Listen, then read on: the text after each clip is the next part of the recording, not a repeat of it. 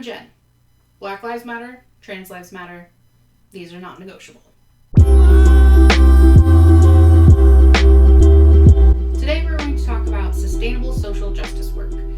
Clearly, I am a white person and I am cisgendered, but my personal circumstances don't change the fact that I am, let's say, deeply upset by the way that Black people and trans people are being treated in America.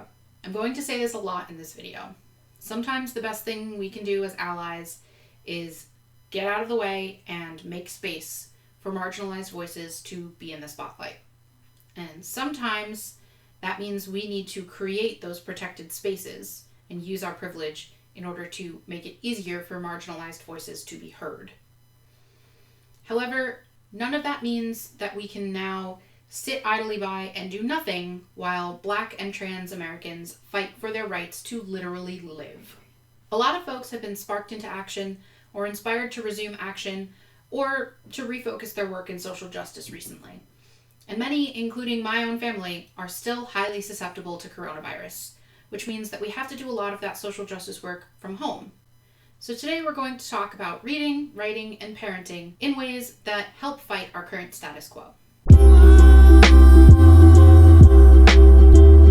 Social justice reading includes doing your research. Start off by learning your history, and that means learning the history of slavery, of the Stonewall riots, of how Black and trans people are treated in America today. Read a variety of voices. Memoirs and autobiographies are equally as valid as social science texts. Educate yourself rather than asking Black or trans people to do it for you. Google things when you have a question or want to learn more about a person, a law, or an event in history. When doing your research, you should balance fiction and nonfiction. Fictional tales of marginalized experiences are kind of hit or miss. While reading fiction about marginalized people is good, especially when written by those marginalized voices, they are not always realistic. Sometimes they're written that way on purpose, and focusing entirely on fiction can also ignore the fact that these things are happening to real people every day. It can make these situations seem as though they only happen on the page or on the screen, instead of recognizing that they are a reality for a lot of Americans. Sometimes reading these things in a historical context can make it seem as though we've already solved the problem, or as though they don't affect us anymore, when in reality, they are a very real part of our current situation. Another important part of social justice reading is to read the petitions that you're signing. Signing petitions has become very popular, which is amazing because it's affecting change over a short period of time. Personally, I always read the description of the petition before signing it, and sometimes do a little further research as well. Finding out why a petition exists in the first place and what organizers are trying to achieve makes it easier to find more ways to help. For instance, if you find out who the petition is addressed to, you can write your own email, you can make a phone call, or you can write a physical letter and send it to that office. This is especially important in your hometown, your city, your county, wherever it is that you're voting. Your elected officials are literally there to address the concerns of their constituents. Okay, so first of all, make sure you're registered to vote. Make sure your friends are registered to vote. Make sure your family's registered to vote. Register everyone to vote. Then, make sure you know who and what you're voting for. Oftentimes, in smaller elections, you're not only voting for officials, but you also are voting on some local issues. Take a little time to research what's coming up on the ballot. Make sure you understand who those issues affect and how you will be affected as well. When you're voting in local or primary elections, there are a lot more small decisions to make. So doing your research and knowing what you're voting for is incredibly important. Especially because in those smaller elections, less people tend to show up to vote, which means that your vote will matter even more. Once you've done your research, you can share what you know with friends or family, or you can post onto Nextdoor or other social neighborhood community sites. Donating is another way to make a difference from home. But again, it's important to do some reading before taking out your wallet. Some places, like the Brooklyn Bail Fund, have actually reached capacity and began recommending that folks donate elsewhere if they still want to contribute. And some places, like DC and New Jersey, have a cashless bail system, which means that any organization claiming to raise money for bail funds for those locations are fraudulent. Make sure that you look into an organization before you donate to them. Know how they spend their money, where it goes, who it helps. Find out who the owner is of a GoFundMe and how they plan to use the money that they raise. As a general rule, don't donate after signing a petition on change.org. That money goes to the maintenance fees of the website, so if you want to donate to that, that's great, but know that that's where your money is going, not to the petition organizers or the subjects of the petition themselves. If you can, dedicate yourself to monthly donations at one or two different organizations, and try to keep those organizations to local places rather than national or international organizations, as your money will go a lot further. Putting your money into Black or trans-owned businesses is another good way to provide financial support.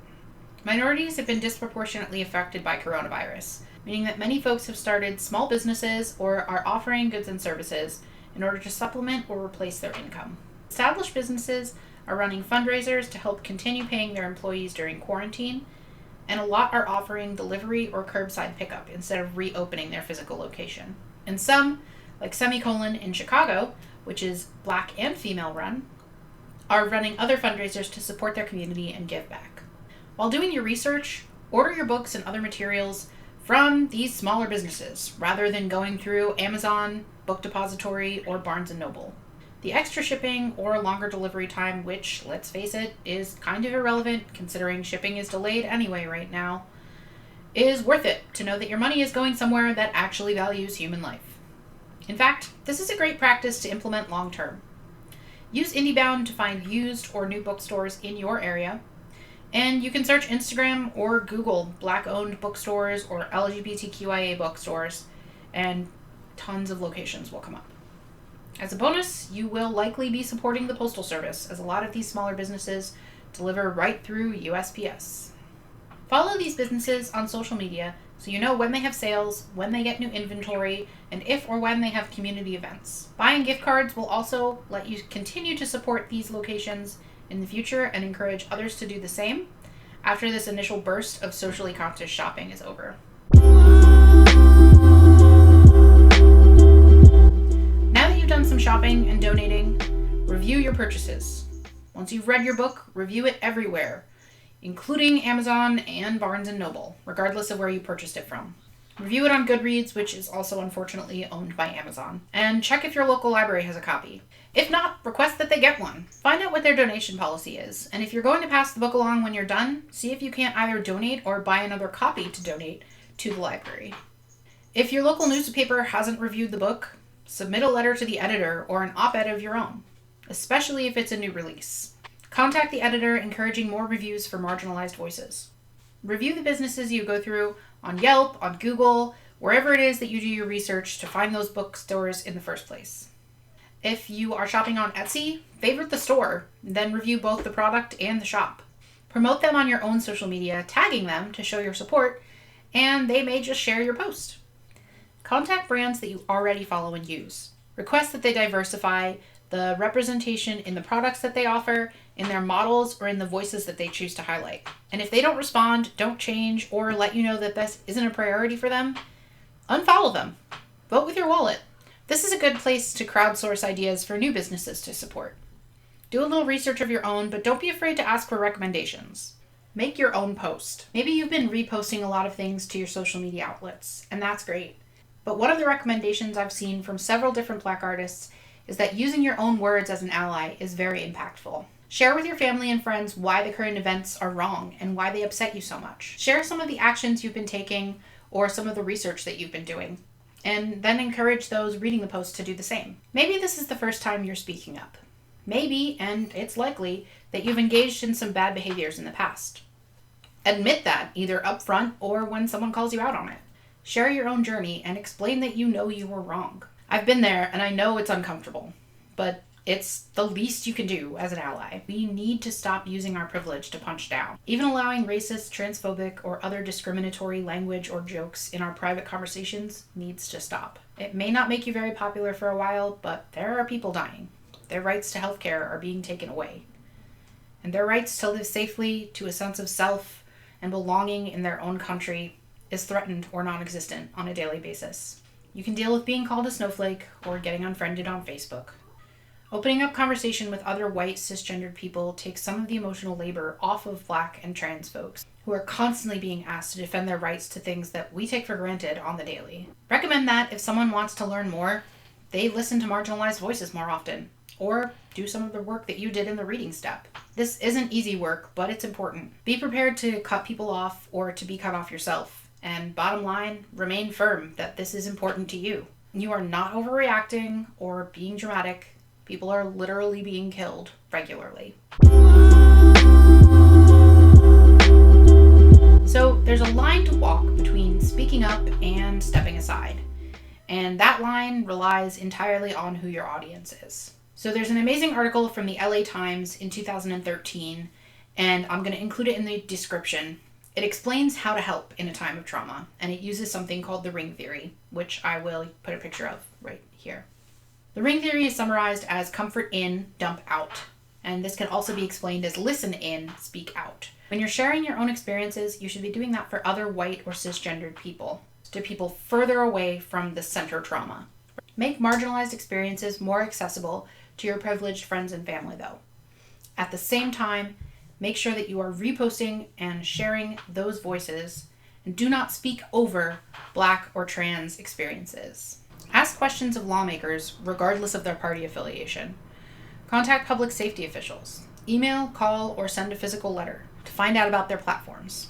Find out about training programs, accountability measures, and policy on abuse of power and attack on citizens. You're allowed to have access to a lot of that information by virtue of being a citizen.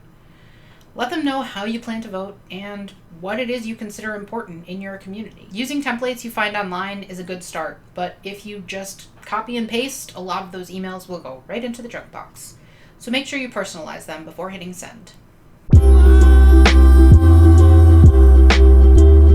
So parenting is hard enough on its own. So please know that anything in this section is a recommendation. None of it is law. None of it is you're a good parent by doing this or a bad parent by doing this. These are all simply ideas for inspiration or recommendations to help you instill ideas about social justice in your own kids.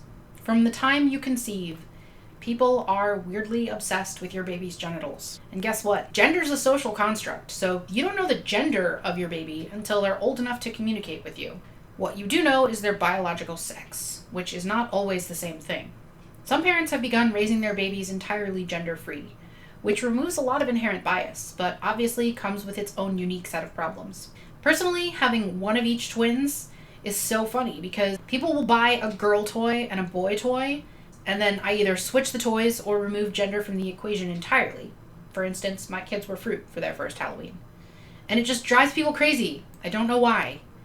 I assure you, my son looks just as cute in a dress as my daughter does in baseball hats. If you're raising white kids, remove the assumption that white is the default. Share books with diverse characters and family units. If there's an option between a white doll and a non-white doll, choose the non-white one. For the longest time, American Girl dolls were white, with one exception. And they've slowly gotten better at diversifying their characters, but it's a perfect example of the assumption that white is the standard. The message this sends is that there are tons of white stories to tell, but only one black one to tell, and that character started her books off as a slave. A second black doll wasn't added to their main collection until 2016. Their company premiered in 1986. It's similar to Disney films.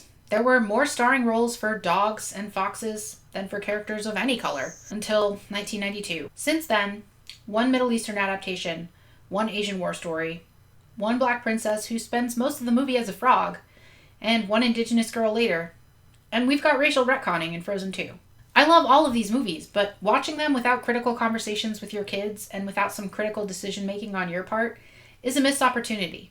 Diversify the media that your kids consume. Watch Into the Spider-Verse. Regardless of how much you change about your child's surroundings, you're eventually going to have to talk to them about diversity.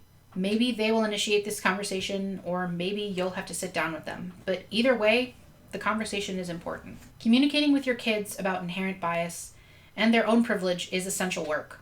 Nickelodeon aired a message during a blackout, a commercial that was just a black screen that said "I can't breathe" and had some breathing in the background.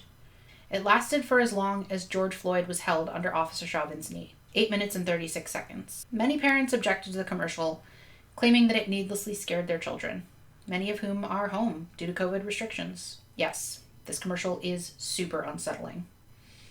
But so is the reality of what's happening in America. And Nickelodeon does have a decent history of addressing adult topics with their young audience, from 9/11 to the Parkland shootings. This blackout message is only their latest effort to bring current events to their audience's attention and open up a dialogue about tough subject matter. White parents and their children have an option to ignore these subjects. Black families do not. Children have not been immune to police brutality, and black and white children have very different expectations from the moment they leave their home about public safety and the police. I hope that this video has helped inform you or helped you make some decisions about social justice work in your own life. I may have made a few mistakes along the way, and if you recognize them, please let me know. You can leave a comment below or you can send me an email. My contact info is in the video description. Thank you for watching. As always, stay safe and stay healthy. Are you always this articulate? Hercules. My name is Hercules.